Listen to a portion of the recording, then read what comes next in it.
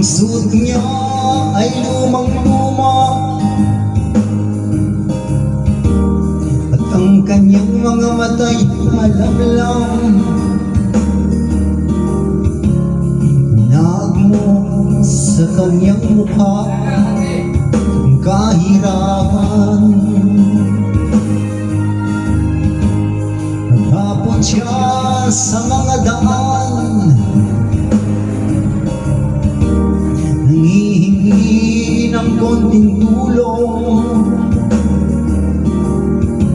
at madalas niya siyang hamakin at libakin.